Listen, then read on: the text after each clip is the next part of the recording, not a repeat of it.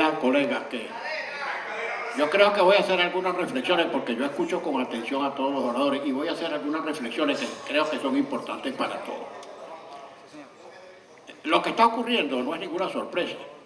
A raíz de los resultados del 6 de diciembre, abrumadores, absolutamente contra el proyecto que hoy encarna el presidente Nicolás Maduro y su partido, viendo que habían perdido un poder esencial del Estado cuyo control hegemónico, conjuntamente con otros poderes del Estado, ejercieron hegemónicamente durante 17 años, se angustiaron y con razón.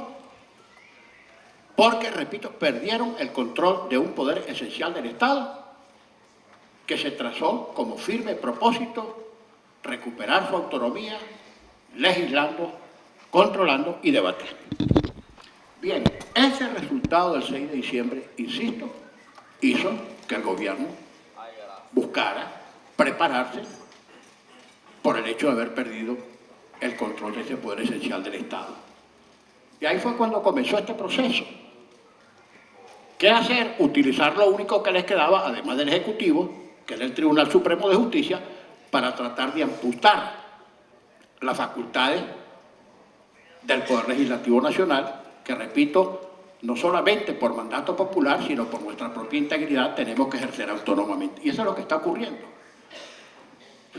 No habrá medicinas, no habrá alimentos, pero hay sentencias. Hay sentencias. A mí no me sorprende en absoluto que algunos diputados de la bancada del gobierno hablen sueltamente, ampliamente, largamente de la sentencia que hoy se produjo. Yo no me atrevería a declarar sobre toda su integridad porque la tenemos que revisar, apenas la recibimos a la 1 de la tarde y tenemos que estudiarla a fondo para sentar nuestra respuesta frente a su contenido. La parte narrativa es muy amplia, la parte dispositiva es muy corta y contradictoria por lo que pude ver prima facie. Ahora fíjense, colega, alguna reflexión. En derecho, el hecho notorio no necesita probanza. Que el sol alumbra, que el agua moja, que la candela quema. Esos son hechos notorios que no necesitan ser probados. Tampoco necesita erudición jurídica muy especial. A veces uno escucha algunas intervenciones de colegas y en vez de aprender, desaprende. Ya sabemos que las normas de derecho constitucional son normas de derecho público, ergo son normas de derecho estricto, ergo son de interpretación restrictiva, eso lo sabemos.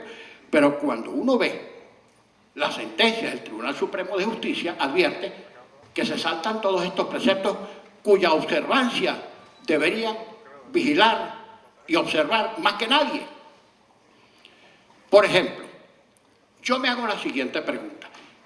En razón de que, de acuerdo con la disposición de la Constitución, la Sala Constitucional ejerce la interpretación última de la Constitución y sus decisiones son vinculantes, ciertamente. Pero, ¿qué ocurriría, por ejemplo, si la Sala Constitucional, como a nuestro juicio lo viene haciendo inveteradamente, sin contención y sin control, si decidiera, por ejemplo, interpretar la Constitución contra su texto expreso?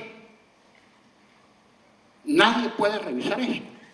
Por ejemplo, nuestra Constitución prohíbe la pena de muerte. ¿Qué ocurriría si, asido a su facultad de que es el intérprete último de la Constitución, en determinado momento el Tribunal Supremo de Justicia dijera que la pena de muerte es procedente? Entonces, a pie juntillas, todo el mundo tiene que aceptar eso porque en razón de un principio constitucional de la Constitución que ese tribunal viola, sienta un criterio distinto a lo que establece en su propio texto y eso nadie lo puede revisar. Eso no es así, estimado colega, eso no es así. Y mire, esta provocación constante a la confrontación de poderes, no es que es malo para el Ejecutivo, es malo para el sistema democrático, no es bueno. Si en determinado momento tuvieron un control hegemónico de todos los poderes y no pudieron, ahora tienen que resignarse y aceptar que este poder no lo controlan más. Y sus facultades no pueden hacerse nugatorias, ilusorias o inexistentes por disposiciones reiteradas del Tribunal Supremo de Justicia que violan expresamente el contenido de la Constitución. Yo no he visto, repito, la sentencia y no puedo opinar sobre ella todavía, pero por la experiencia, las sentencias del tribunal dicen que lo que ya se hizo no lo podemos hacer. Y además incluso previenen que para el futuro tampoco podemos hacer las cosas que al tribunal se le ocurre que no podemos hacer. Imagínense ustedes eso.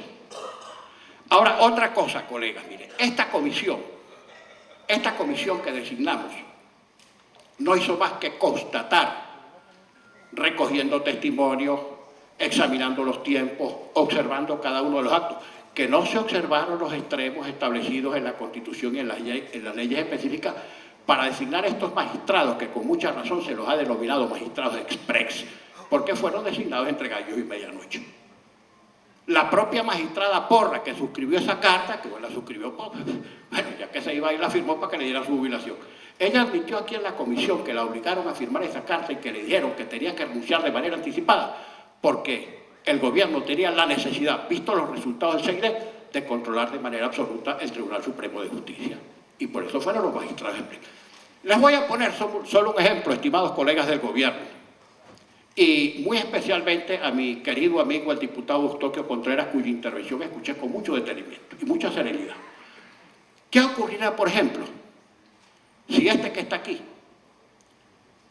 dijera hoy que renuncia a su militancia política y al día siguiente apareciera designado como magistrado del Tribunal Supremo de Justicia?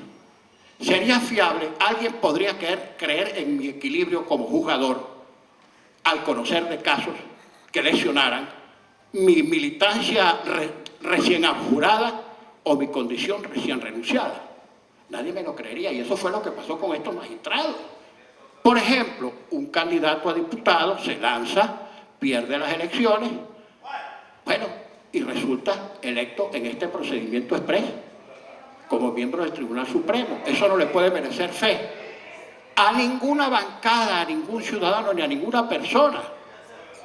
Yo no voy a hablar ni a juzgar la condición ética ni la condición moral de ninguno de los magistrados expresos. Peligrosamente, digo, para el sistema democrático, la base de respaldo del gobierno, la escasez, la inflación, la falta de visas, etcétera, etcétera, etcétera. Se está reduciendo sensiblemente la base de respaldo del gobierno.